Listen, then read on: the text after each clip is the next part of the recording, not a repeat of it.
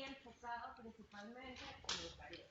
Vamos a hacer más bien como que tratar de resaltar cuáles son las características o las diferencias con procariotas. Yo me imagino que ustedes el proceso principal habrán estudiado procariotas bastante detallado. Y vamos a ver, bueno, cuáles son las diferencias con respecto a los eucariotas y que siempre va a residir en la complejidad de nuestros genomas. ¿Okay? Siempre que estemos hablando de todo este tipo de procesos que inicialmente fueron estudiados en bacterias, porque sabemos que era el organismo mucho más fácil de estudiar y que fue por mucho tiempo el organismo que era modelo para generar todo este bloque de conocimientos acerca de todos estos mecanismos o procesos que ocurren durante la vida de una célula. La principal característica es que, o la diferencia, es la complejidad en el genoma. Entonces tenemos en este caso, y como vamos a seguir viendo tal vez en esta clase, la siguiente y la de arriba, que es donde vamos a conocer realmente cómo está nuestro genoma, o sea, nos vamos a meter ahí sí súper profundo en lo que son secuencias del genoma y cómo está constituido, porque la cuestión es que hasta ahora hemos estado dando como una vista muy somera de lo que es nuestro genoma. Pero ahora vamos a ver cuáles son las secuencias que tiene y todo eso nos vamos a dar cuenta de la gran complejidad con la que estamos tratando. Y por eso no resulta tan fácil decir, bueno, vamos a curar enfermedades a nivel genómico, porque tiene demasiados factores que hacen muy complejo toda nuestra información genética. Quedamos en esto, quedamos en cómo estaba estructurado de la manera más básica un gen, y quedamos en que teníamos una posición que era fija, que era el inicio de la transcripción, y que eso además era lo que marcaba la secuencia proteína, el marco de lectura. ¿Okay? Que eso lo vamos a ver en la próxima clase, pero tenemos que estar conscientes que el más 1 es el inicio de la transcripción que se traduce en el inicio de la proteína. Que además, ¿qué es la proteína? El fenotipo. ¿Ok? Ya con eso, ya de aquí salimos sabiendo, muchachos, que nuestro ADN codifica fenotipo. ¿Ok? Y por supuesto, cuando entonces estemos hablando de genotipo y fenotipo, no va a haber ninguna duda en lo que estamos hablando.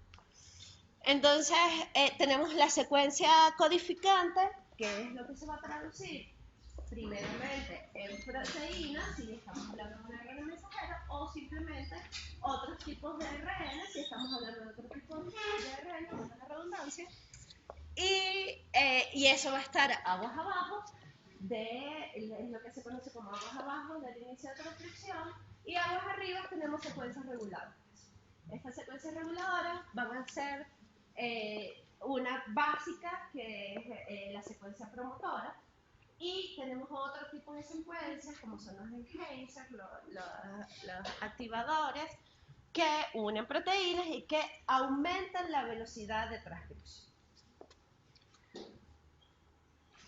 ¿Cuáles las características básicas de este mecanismo? Entonces son, primero, que se va a sintetizar un ARN complementario a la cadena que se va a leer, que es antiparalelo, y que la misma dirección de la duplicación es la misma dirección de la transcripción, es decir, 5', 3'. ¿Okay? Y la velocidad con la que ocurre este proceso es un poco más lenta, es alrededor de 1200 nucleótidos por segundos, y puede variar dependiendo de cuántos factores o de la acción de proteínas que puedan activar o aumentar la velocidad de la transcripción, si estamos en un nivel basal de transcripción, pueden incluso estar incorporando 40 nucleótidos por segundo, que es muy poco, ¿ok? Esto, entonces, dentro de las características también es, que esto ya también lo hemos hablado, es la selectividad del proceso, que es lo que genera los diferentes tejidos, ¿ok?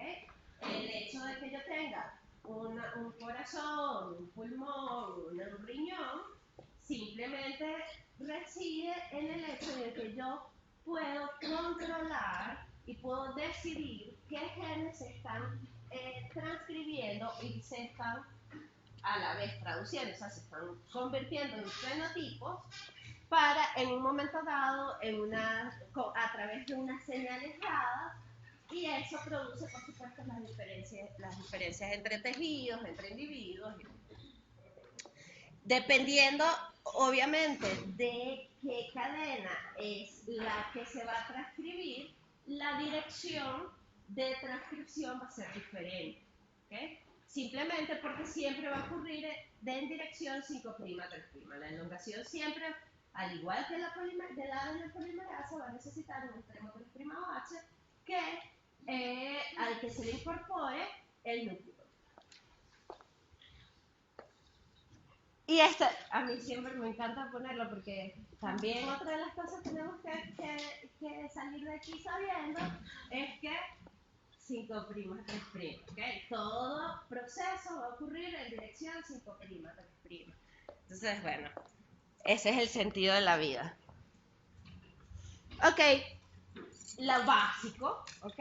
La polimerización de la cadena. Sabemos que en lugar de desoxirribonucleótidos vamos a usar los ribonucleótidos, ¿cierto? Y ellos entonces van a ocurrir un mismo proceso, un proceso muy similar, en el que se libera una molécula de pirofosfato y se forma el enlace fosfodiéster normal. Ok, dentro de los componentes principales, entonces tenemos el molde de ADN, que es básico, que además debe ser simple cadena. Necesitamos los sustratos para construir la molécula de ARN y el aparato de transcripción, que en comparación con el bacteriano es muy complejo, es muy grande. Mientras que en el bacteriano tú tienes pocas proteínas, en el eucariota puedes llegar a tener cientos de proteínas interactuando, ¿okay? Sobre todo por la extensa regulación que existe en los eucariotas, producto de su complejo genoma. Ok, el sustrato, como todos sabemos, son los ribonucleósidos trifosfatos. En este esquema, los circulitos representan los 3 fosfatos, la base nitrogenada y el azúcar, que ya habíamos mencionado. La gran diferencia era que en el carbono 2' tienen un grupo de hidroxilo. Okay. ¿Que además eso qué hace? Se degenera más rápidamente. Se degenera, es inestable la molécula. Y al ser inestable, entonces van a tener entonces que, la cuestión es que en bacterias la transcripción y la traducción están acoplados. A medida que se va transcribiendo, los ribosomas se van ensamblando y van produciendo la proteína. En el caso de los eucariotas tenemos compartimentalización y no están acoplados, ¿okay? Hay un retardo entre la producción del ARN y la producción de la proteína. Eso entonces conlleva a la necesidad de generar mecanismos de protección del ARN, que los vamos a ver al final. La polimerasa también es bastante parecida a lo que es una ADN polimerasa, en este caso una ARN polimerasa. Tiene características fundamentales como que no necesita un primer, no necesita el cebador, simplemente ella va a ir incorporando leyendo la cadena molde, va a ir incorporando de manera complementaria los ribonucleótidos. En el caso de, bueno, lo vamos a ver cuando veamos un poco el proceso de elongación de manera somera, pero ella tiene un poro por donde entra el ribonucleótido y hay una entrada de la cadena de ADN donde se va a desplegar, comienza a formarse el híbrido ADN-ARN y al chocar contra la pared de la enzima hay un despliegue de la cadena de doble hélice de ADN y ahí es cuando puede incorporarse. En el caso de no haber una incorporación precisa, no es justo la complementaria, ocurre igual como en el caso de las polimerasas, que en lugar de quedar el 3'OH posicionado en el sitio activo de la proteína, va a haber un desplazamiento de este y ella no va a poder incorporar el nucleótido. Hasta que incorpore un nucleótido el complementario, que haya una distribución o un asentamiento del extremo 3'8 en el sitio activo, no puede proceder. En eucariotas hay 3 tipos de ARN de polimerasas y dependen del tipo de genes que transcriben. ¿Okay? Vamos a dedicarnos principalmente a la ARN polimerasa 2, que es la que se encarga de la transcripción de los genes que producen proteínas, de los ARN mensajeros. ¿Okay? La ARN polimerasa 1 se encarga de la transcripción de ARN ribosomales y la 3 de ARN de transferencia, ARN ribosomales el pequeño, del 5S, y pequeños ARN. Todos estos ARN no codificantes usualmente son transcritos por la ARN polimerasa 3. La cadena molde, ya habíamos mencionado que debe ser simple cadena. Solo se transcribe una, ya esto lo habíamos dicho, y este es el esquema general de lo que es una unidad de transcripción. Tenemos el ARN codificante, que ahora sabemos o vamos a introducir, y ustedes deben tener eso bastante claro, está constituido por fragmentos de ADN que sí van a ser convertidos en proteínas, que son lo que se conocen como los exones, y fragmentos de ADN que están intercalados entre los que son traducidos, que son los intrones. ¿Okay? Estos intrones deben ser removidos antes de que el ARN mensajero salga al citoplasma para ser traducido. Con respecto a las bacterias, eso es otra característica que las puede diferenciar, porque las bacterias, los procariotas, usualmente no tienen intrones. Además, entonces tenemos un promotor que está constituido principalmente y esto es para la ARN polimerasa 2, ¿ok? Una secuencia que es consenso, que se llama la caja Tata, y ella usualmente está entre menos 25, menos 30 pares de bases con respecto al sitio de inicio de la transcripción del más 1, ¿ok? También tenemos promotores proximales que también van a unir toda esta maquinaria de transcripción, y ellos varían según el gen. O sea, ellos sí no son fáciles de caracterizar. ¿Okay? Dependiendo del gen, el promotor proximal, el promotor regulador puede variar. ¿Okay? Y además tenemos toda una cantidad de secuencias que pueden encontrarse a más de 5.000 pares de bases. Incluso pueden estar en otros cromosomas que pueden aumentar la velocidad de transcripción, ¿ok? Que son todas estas secuencias en Hazer. Cuando está dentro de un mismo cromosoma, este tipo de secuencias se considera que son secuencias que actúan en cis. Cuando están en cromosomas diferentes, se consideran o se dice que actúan en trans, ¿ok?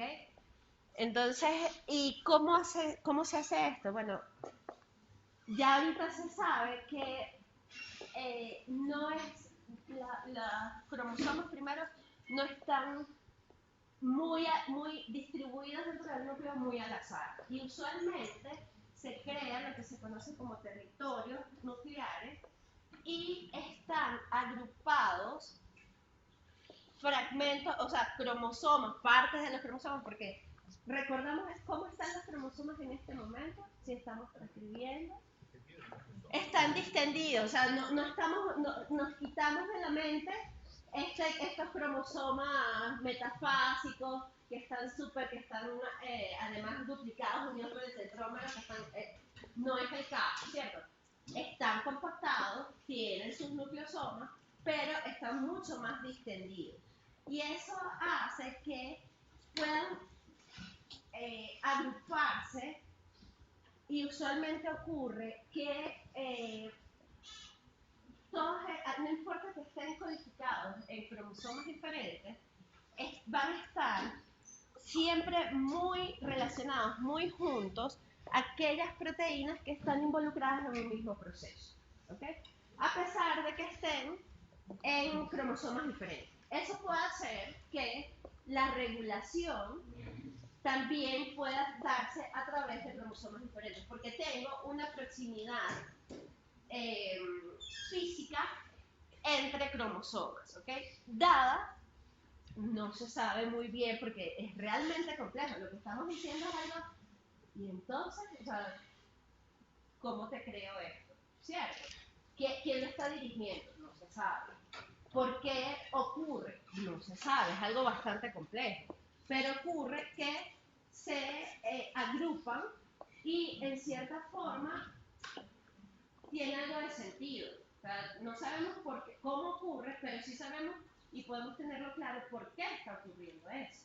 Simplemente porque económicamente es mucho más fácil que yo tenga todo cerquita. Le digo, mira, tengo que respirar. Bueno, mándame aquí todas las proteínas, vamos, te voy a poner 10 moléculas de ARN polimerasa y bueno, vamos a producir porque tenemos que, no es lo mismo que yo tenga que activar en el extremo norte del núcleo, tengo que activar una proteína, después en el sur tengo que decirle, la proteína que se va a unir con aquella, actívate tú, y estoy usando los mismos factores, necesito las mismas señales, ¿cierto? Entonces, todo esto implica como un ordenamiento, un orden dentro del núcleo que facilita la interacción entre secuencias de ADN que interactúan con proteínas que aumentan o disminuyen, porque también pueden disminuir la velocidad de transcripción. ¿Ok? Ajá.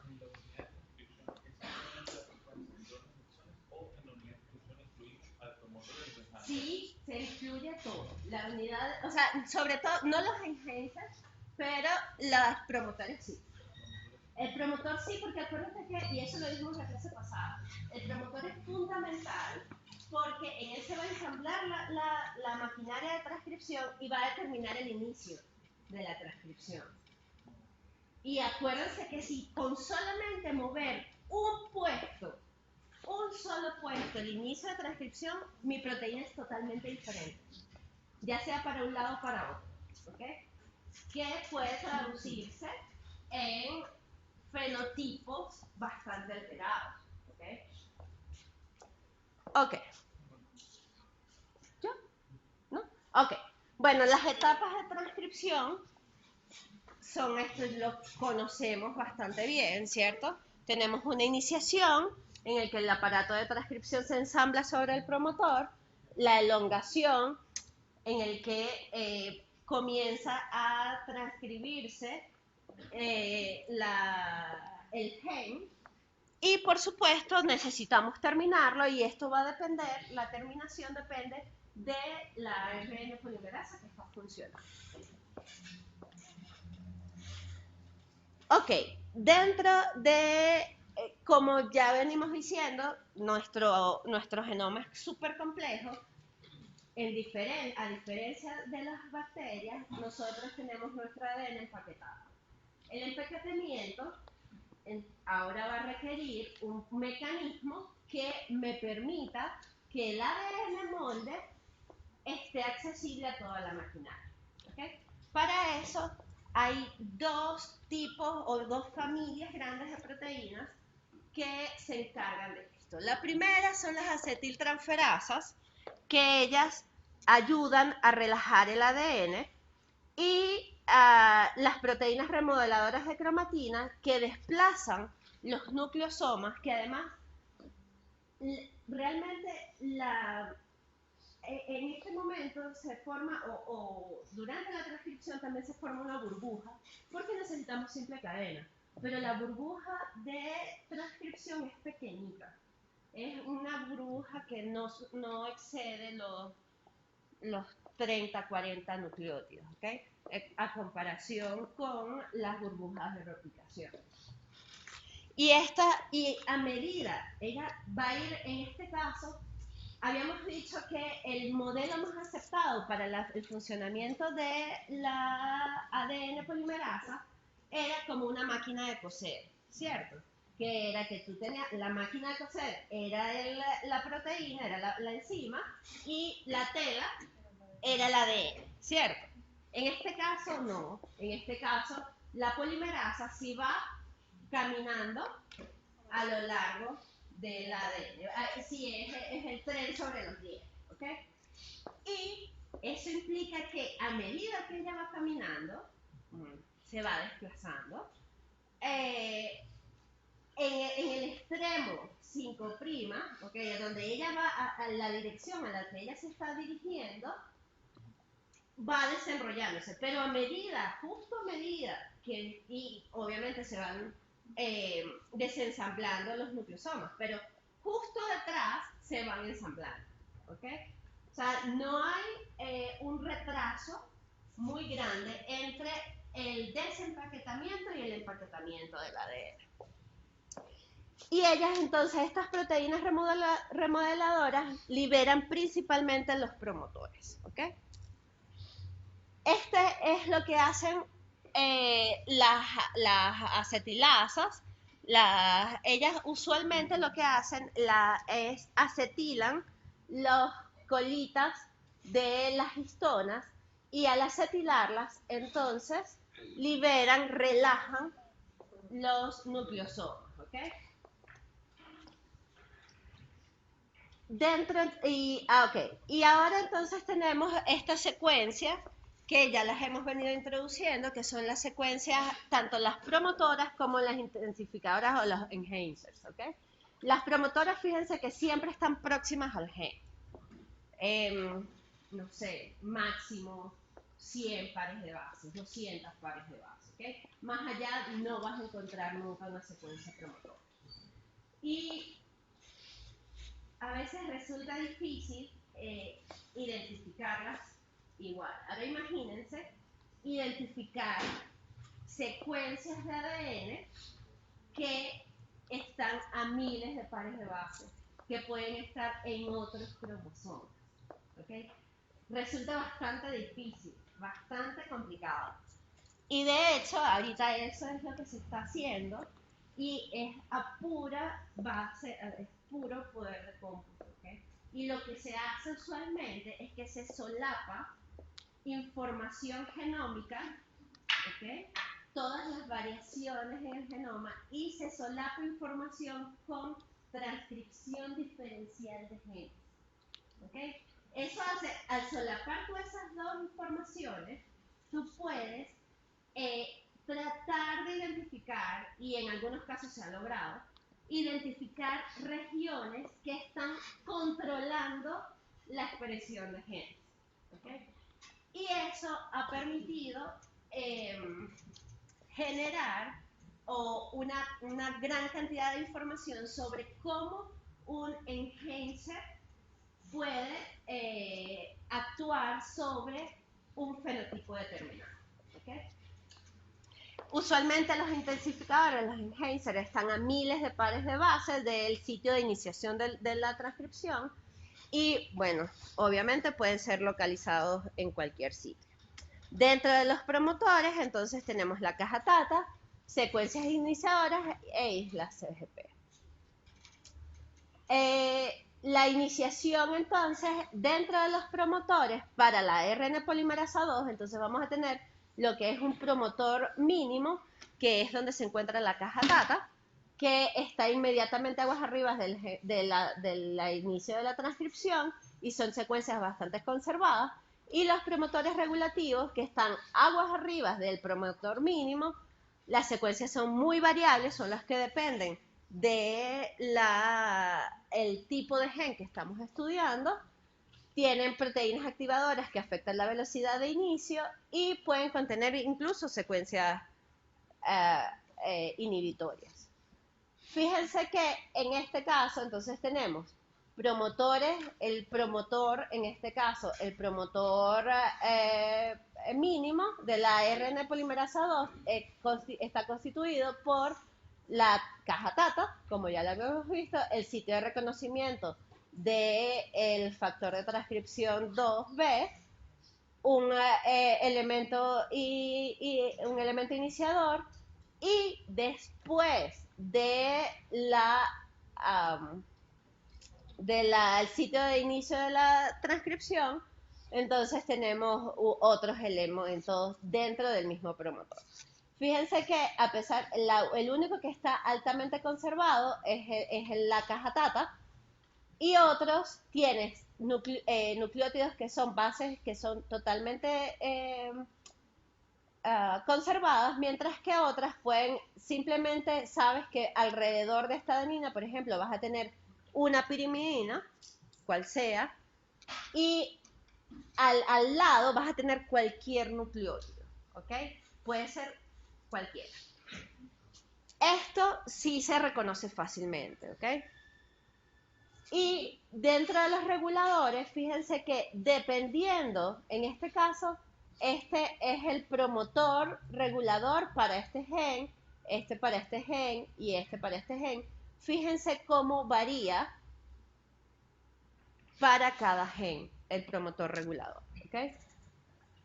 Las secuencias reguladoras que se encuentran mucho más allá después de las secuencias promotoras, entonces pueden ser intensificadoras o silenciadoras. Obviamente las intensificadoras van a aumentar la velocidad de la transcripción, son reconocidas por proteínas e interactúan con proteínas unidas al promotor, y los silenciadores reprimen la transcripción y tienen estructuras similares a las intensificadoras. Esto es lo que ocurre usualmente con los intensificadores o con los reguladores, ya sean intensificadores o con los silenciadores. Usualmente la proteína reconoce el sitio, esta secuencia, e induce un plegamiento cuando están actuando en cis, un plegamiento de la molécula de ADN, y ella entonces va a interactuar, ella puede interactuar con un mediador, que es una proteína que interactúa con toda la maquinaria de transcripción, y el activador, y la proteína activadora, y de esta forma entonces puede modificar la velocidad de transcripción. Puede pasar de 40 nucleótidos, que es mi velocidad basal, a 1200 nucleótidos. ¿Okay? La iniciación, por supuesto, entonces viene dada por proteínas accesorias que unen, que reconocen el promotor, reclutan a la ARN polimerasa y se forma o se constituye lo que se denomina el aparato de transcripción basal. Este reconocimiento del promotor viene dado por los factores de transcripción y proteínas activadoras. Los factores de transcripción unen y conforman el aparato transcripcional y se unen cerca del sitio de iniciación. Mientras que las proteínas activadoras van a aumentar la velocidad de la transcripción y van a estimular el ensamblaje de todo este proceso. Aquí hay un error, es la 2. Para la ARN polimerasa, sí, es 2, esta es la L. Ok, para la ARN polimerasa 2, los factores de transcripción son todos estos, ¿ok? Tenemos el D, esto es factor de transcripción 2, ¿sí? Estas iniciales. El D, que reconoce la caja TATA, el A, que estabiliza esta unión de esta proteína, el B reconoce otro elemento del promotor y ubica la polimerasa en el sitio de iniciación, el F estabiliza la RN polimerasa, la E regula y recluta la H, que es la helicasa. ¿Ok? Fíjense, este es el proceso. Fíjense cómo tenemos el D. Este complejo va a inducir un doblez en el ADN, y ese doblez va a servir como una silla para que se ensamble la ARN polimerasa, ¿ok? Una vez que se inserta todo este proceso, viene la helicasa, que va a comenzar a separar la cadena de doble ADN, y comienza a abrirse el ADN y puede comenzar a producir el primer fragmento, que son fragmentos cortos de ARN. La cuestión es que en este punto la ARN polimerasa puede iniciar la transcripción varias veces, ¿okay? Hasta que ella no recibe o no tiene las señales adecuadas, ella no puede salir de la secuencia promotora y comenzar el proceso de elongación. Para esto, entonces, en este momento se van a eliminar o se van a liberar factores de iniciación y van a entrar a jugar los factores de elongación. Y estos factores de iniciación que son liberados pueden ahora funcionar con otra ARN polimerasa y permitir otra transcripción. La elongación, fíjense que esto ya lo debemos saber, el ADN es desdoblado, se incorpora en el extremo 3', del nucleótido se incorpora el siguiente nucleótido de manera complementaria.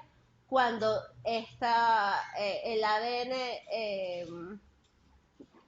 el híbrido ADN-RN golpea contra la pared de aminoácidos de la enzima, esto desdobla el ADN doble cadena, se agrega un nuevo nucleótido, nuevamente se es desdoblado y hay un poro de salida por donde se va liberando el ARN sintetizado.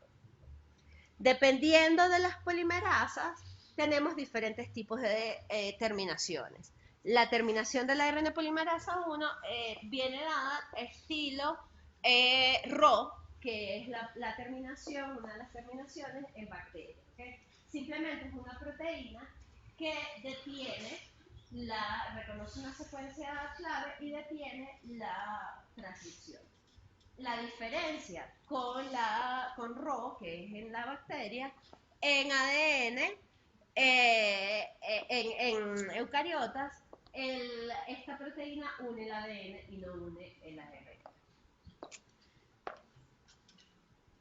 La 3 reconoce, o una vez que transcribe una secuencia rica en uracilo, ella se despega,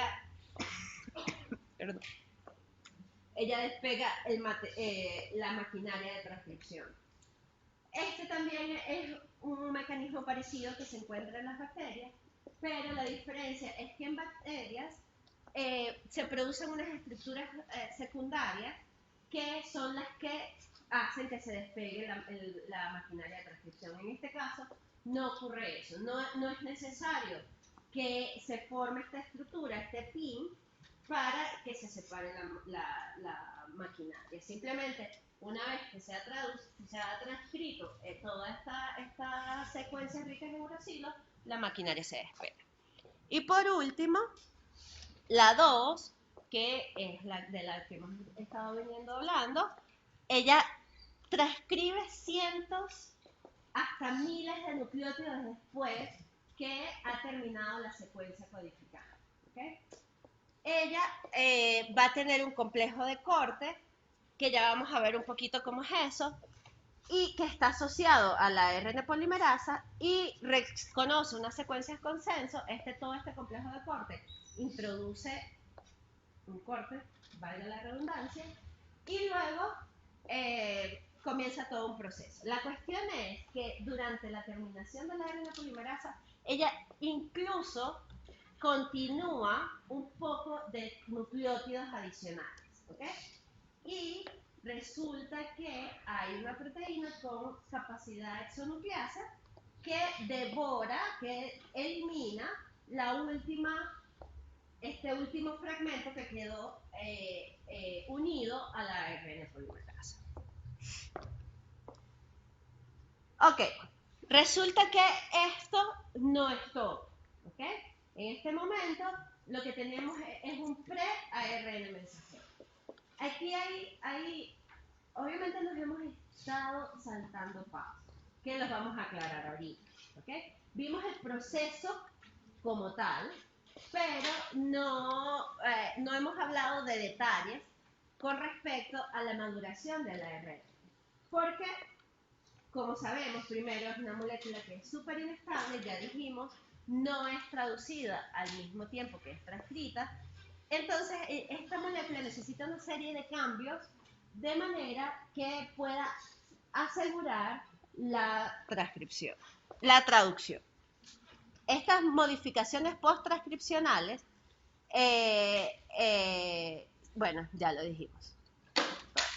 Estas modificaciones son la adición del casquete 5', la adición de la cola pola, el corte y empalme, que es el splicing, y las modificaciones de bases, que usualmente, ¿dónde se modifican las bases? ¿En qué tipos de ARN? ¿Qué ARN tiene bases modificadas? Los ARN de transferencia. Pero resulta que no es solamente modificación de base. También hay mecanismos, como para complicarnos un poco, hacernos un poquito más fácil la vida, hay mecanismos que editan el ARN. Entonces, una vez que tú tienes tu ARN, tú puedes decir, no vale, ¿para qué tener aquí una adenina? Tengamos una citosina. No vale, pero ¿de verdad vas a tener ahí un uracilo? No vale, pon una guanina ahí. Este tipo es todo lo que estamos hablando, de toda esta complejidad, que además, al tener todo este tipo de variabilidad a nivel de ARN, nos ahorra espacio a nivel de genoma. ¿Okay? Entonces tenemos splicing alternativos, tenemos edición de ARN, tenemos variación en la expresión, tenemos variación en la utilización de promotores. ¿Okay? Todos estos mecanismos han evolucionado de manera de hacer mucho más eficiente nuestro genoma y poder producir fenotipos más complejos. Ok. Lo primero que ocurre, fíjense que la ARN polimerasa, que no lo habíamos dicho hasta los momentos, tiene una colita. Y esta colita, esta que está acá, se llama el dominio C-terminal. ¿Ok? El dominio C-terminal es muy inteligente. Él va haciendo todo lo que necesita. ¿Ok? Resulta que él tiene adosado en el C-terminal, en esta colita, tiene adosadas todas las proteínas que son necesarias para la edición del ARN. ¿Ok? Entonces, y además están en orden. En orden porque el primer factor o los primeros factores que vamos a encontrar son todas estas proteínas que están asociadas al CAP5', ¿okay? A la protección del extremo 5'. Luego vamos a tener todas las proteínas que están involucradas en el splice.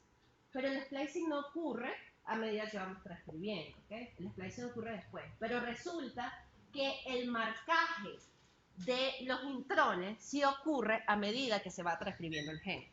Entonces, en este momento tenemos proteínas adosadas a esta colita que van a ir reconociendo, identificando estas secuencias en el ARN que marcan los intrones de los genes y se van a ir posicionando. De manera de que ya yo voy ganando tiempo en la modificación de los ARNs. Y por último, entonces encontramos, que es lo lógico, todo este complejo proteico que se va a encargar de cortar y agregar la cola polímera. ¿Ok? Esta cola solamente está en la ARN polimerasa 2. Y esta cola es la única, los ARN mensajeros son los únicos que tienen CAP5', que tienen cola poliada y que tienen, bueno, algunos sí, y que sufren principalmente o de manera importante splicing. ¿Ok? Entonces, fíjense cómo también yo tengo 3 polimerasas diferentes y solamente un tipo es la que tiene toda esta maquinaria porque es realmente la que lo necesita. Ok, la primera modificación que ocurre prácticamente comenzando, ¿qué hora es? 7. Ok, tengo que terminar esto porque... Ok, la primera modificación que ocurre es no me pegan, de verdad, estoy casi segura, es la adición del casquete 5'. ¿Okay? ¿Qué saben del casquete 5'? Que esta vez no los he dejado hablar mucho por estar apurado. ¿Qué? Se necesita una guanita terminal, se necesita Ajá. es importante para cuando salen del poro. Ajá, exactamente, o sea, saben todo. El casquete 5', la principal, o sea, está su principal función, la más importante, es que ella contribuye a la traducción. ¿Okay? Sin embargo, también le da un poco de estabilidad a la molécula, pero no es la principal función del casquete 5'. ¿Okay? Y como dijo Domingo, el casquete 5' está constituido por una unión no Watson y Crick entre una guanina y el primer nucleótido. ¿Cómo son las uniones Watson y Crick? 5', 3'. En este caso, ¿cómo es?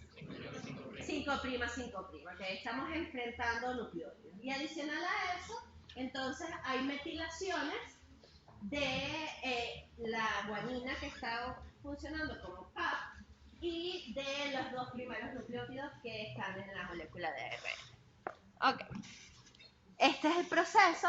Fíjense que lo primero que ocurre es que en el extremo 5' se libera uno de los fosfatos, ¿ok? Se remueve el fosfato a través de una fosfatasa y ahora la guanililtransferasa se encarga de hidrolizar el GTP con esa energía que está en ese enlace, se cataliza la formación de un enlace que además va a estar constituido por los 3 fosfatos, ¿ok? Es un enlace fosfodiéster, pero que tiene 3 fosfatos, ¿ok? ¿Cómo se llama? ¿Con cuántos fosfatos tiene un enlace fosfodiéster normal? ¿Cuántos? 2 ésteres, un fosfato en el medio, 2 ésteres y un fosfato en el medio. Uno solo, tiene un solo fosfato, ¿cierto? De hecho, en la formación del enlace se libera la molécula de pirofosfato. En este caso tenemos 3 fosfatos unidos, ¿ok? Luego la metiltransferasa transfiere los metiles necesarios y queda constituido lo que es el casquete 5'. La adición de la cola poli A es un proceso que viene dado, se denomina poliadenilación, incorpora entre 50 y 200 adeninas y sí confiere la estabilidad a la molécula. Ahora fíjense que el primer corte se basa en secuencias consenso. En el extremo 5' tienen esta secuencia consenso del corte, ¿ok? O sea, tenemos la maquinaria acá, tenemos en este extremo, vamos a encontrar esta secuencia consenso y en el 3' vamos a tener una secuencia rica de uracilos. Una vez que esto se transcribe, toda la maquinaria de corte, tenemos claro que, ok, pusimos el cap, lo siguiente fue que estas proteínas que iban marcando intrones se iban pasando a la ARN, ¿cierto? Luego tenemos que liberar el ARN para que termine el splice, ¿ok? Entonces, vienen estas secuencias y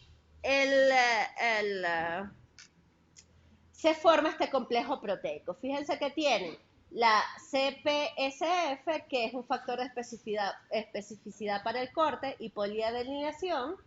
Tienes el CSTF, que es un factor de estimulación de corte. Hay al menos 2 factores de corte. Tenemos la enzima, que es la poliadenilato polimerasa, y la unión de las proteínas de unión a polia, que realmente son las que más le confieren la estabilidad a la molécula. Y esto es lo que ocurre, fíjense que tenemos los factores que están unidos al dominio C-terminal de la ARN polimerasa.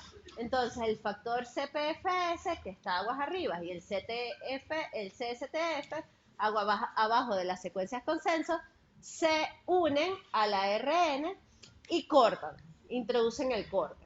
Luego, la poliadenilato adiciona 10 nucleótidos de adenina, que están acá, y una vez que estos se producen, se unen,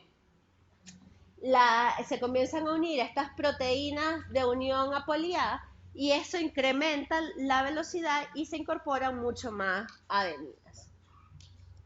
Una vez que se incorporan todos, entonces produce un plegamiento y esto produce el ARN maduro.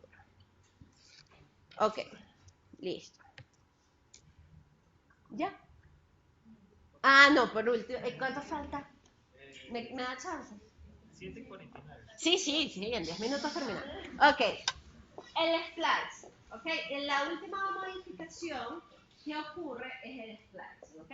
Ya tenemos nuestro ARN modificado, pero ahora tenemos que excindir todas estas secuencias que no son traducidas, ¿ok? ¿Qué ocurre? La longitud de los intrones es súper variable. Un intrón puede tener 100.000 pares de base, ¿ok? Entre un exón y otro. El gen que yo estudio tiene, los exones no superan las 300 pares de base. Y los intrones son miles de pares de base. Entonces, para esto tenía que evolucionar un mecanismo que permitiera o que facilitara el acercamiento de las dos secuencias que necesito unir. Para eso entonces se evolucionó todo este mecanismo que vamos a ver el más básico, porque hay otros que son mucho más complejos, pero bueno, tiempo de eso. Y entonces lo que se encarga es de introducir, reconocer secuencias señales, introducir un pliegue en el intrón, acercarlos y o catalizar la unión de los exones, ¿ok? De las secuencias.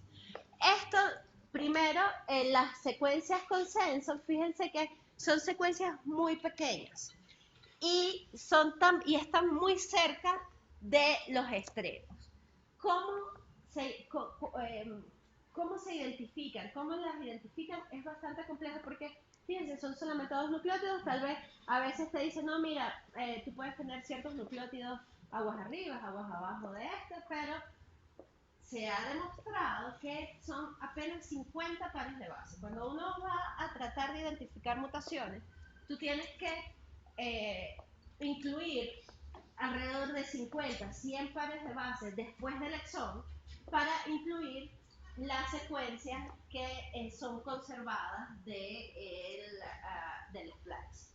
Y de esa manera puedes ver si estás afectando, una mutación está afectando el procesamiento de la ARN. Fíjense entonces que en el extremo 5' tenemos la guanina uracilo, en el 3' tenemos una adenina y una guanina, y el punto de ramificación que es una adenina.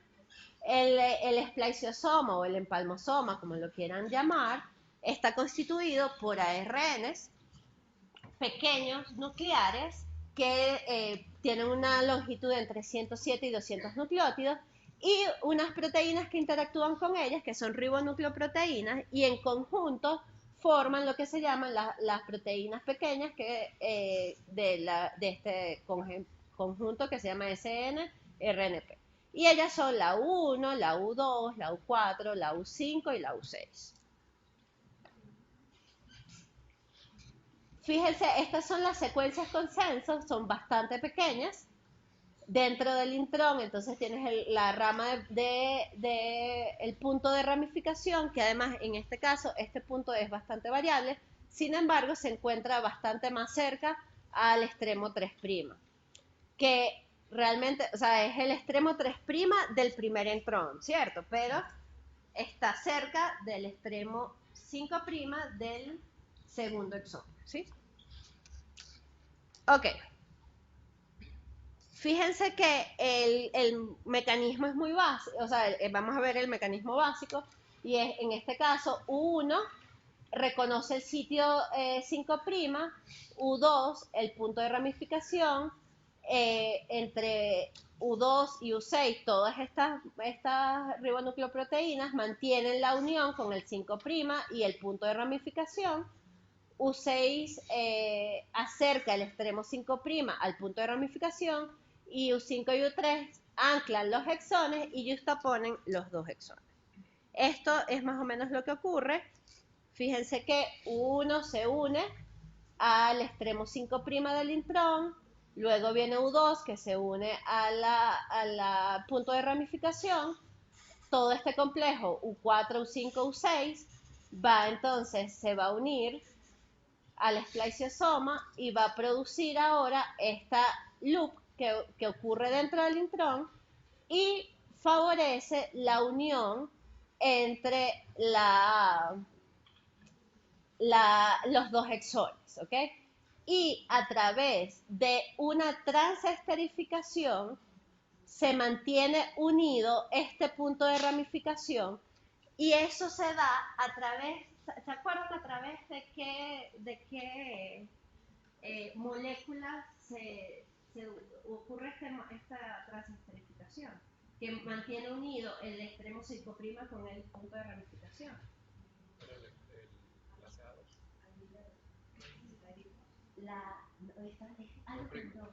El 2' que hay en el 2' del azúcar.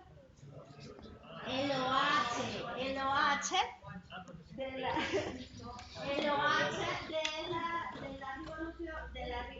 la ribosa es el que se encarga de reaccionar y producir entonces esta unión que está acá, ¿ok? Luego los dos exones se unen y son unidos por la U6, ¿ok? Todo esto produce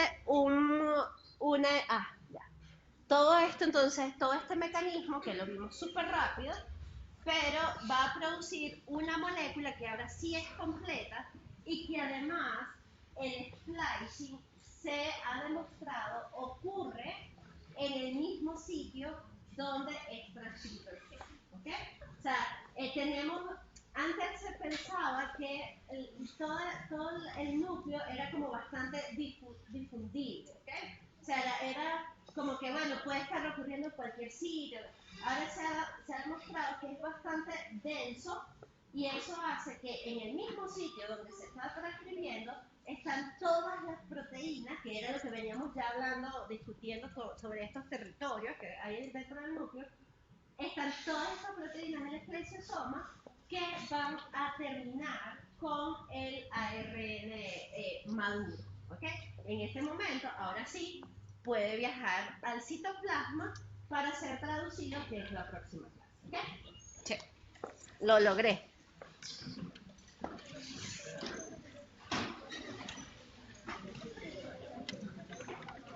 ¿Me trajo el...? No, porque no pudiera sacar la cédula, pero hoy se lo doy a Domingo. A ver qué puede ser. Bueno. No, me lo trae el martes, ¿no había apuro? No hay apuro. Es que a mí me dijeron que aquí